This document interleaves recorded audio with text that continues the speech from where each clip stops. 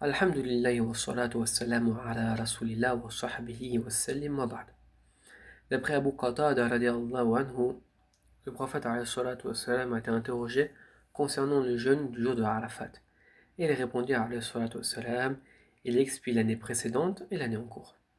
Et ce hadith il a été rapporté par Muslim dans son sahih numéro 1162. Il n'y a pas de doute que les hadiths qui sont rapportés dans le Bukhari et Muslim sont des hadiths authentiques selon l'unanimité des musulmans.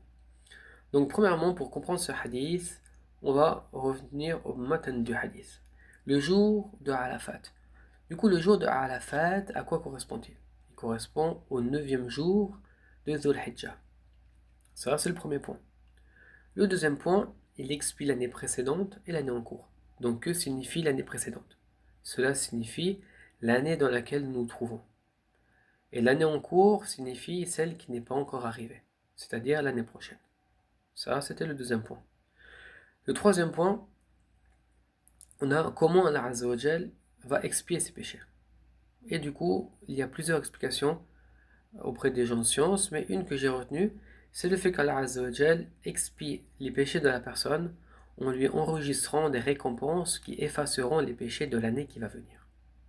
Ça, c'était le troisième point. Comment Allah Azza wa Jal expie les péchés de la personne. Le quatrième point, c'est le fait que le hadith est un argument, une preuve du mérite du jeûne durant le jour de Arafat pour celui qui n'accomplit pas le hajj.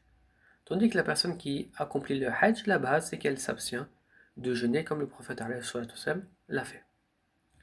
Il y a un dernier point à évoquer, c'est celui de l'expiation. Car dans le hadith, le prophète il dit il expie l'année précédente et l'année en cours. Donc ça c'est de manière absolue. Maintenant, est-ce que Allah Azza wa Jal va expier les petits péchés, du coup les péchés mineurs, ou bien les péchés majeurs, ou bien les péchés mineurs et majeurs? Du coup, les savants ils ont divergé en trois paroles. La première parole est la suivante. Les bonnes actions expirent les petits péchés à condition qu'ils s'écartent d'accomplir des grands péchés. Ça, c'est la première des paroles. Et il s'appuie sur la preuve suivante, la parole de Abu Hurayra radiallahu anhu. Il rapporte le prophète alayhi salatu wa salam a dit les 5 prières, le vendredi au vendredi, le ramadan au ramadan, sont les expiations pour ce qu'il y a entre eux si on s'est écarté des grands péchés. Et ce hadith a été rapporté par Muslim dans son sahih, le numéro 233. Taïb. Du coup, ici, dans le hadith, on a si on s'est écarté des grands péchés. Du coup, il y a une condition. Il y a une condition de l'expiation des petits péchés, le fait de s'écarter des grands péchés. Ça, c'est la première des paroles. La deuxième parole, c'est que les bonnes actions expient les petits péchés, du coup les péchés mineurs, mais cela n'est pas conditionné par le fait de s'écarter des grands péchés. Du coup, la différence entre la première parole et la deuxième parole, c'est que la première parole, il y a une condition. La condition, c'est de s'écarter des grands péchés, d'accomplir des péchés majeurs. Tandis que la deuxième parole, il n'y a pas cette condition.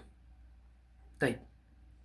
Du coup, si la personne a commis des péchés mineurs et des péchés majeurs, les bonnes actions expient les péchés mineurs, même en présence des péchés majeurs, sans qu'ils soient conditionnés par le fait de s'écarter des péchés majeurs, tel que le hadith qui est venu dans ce chapitre. Donc le hadith du jeûne de Arafat, par exemple, ce hadith-là, il n'est pas venu conditionner. Okay, il n'y a pas une condition, comme c'est venu parmi la preuve des partisans de la première parole. Taïb. Et par rapport au hadith des partisans de la première parole qu'on a mentionné tout à l'heure, qui était rapporté par Muslim, du coup, ils vont répondre par la parole de An-Nawawi. An-Nawawi, dans son explication de Sahih Muslim, au tome 3 à la page 113, il a dit l'exception des grands péchés mentionnés, donc mentionnés dans le hadith, c'est-à-dire si on s'est écarté des grands péchés, du coup cette exception-là, veut dire que ces péchés ne sont pas expiés. C'est-à-dire que ces péchés majeurs-là, ils ne sont pas expiés, ils ne sont pas effacés. Et ça ne veut pas dire que c'est une condition de s'écarter des grands péchés. Ça, c'est la parole de An-Nawawi, rahimahullah. Et la troisième parole est celle adoptée par Shaykh al-Islam Ibn Taymiyyah, rahimahullah, ainsi que son élève Ibn al-Qayyim al-Jawzi, rahimahullah. Que les bonnes actions effacent les péchés mineurs et peuvent également expier les péchés majeurs.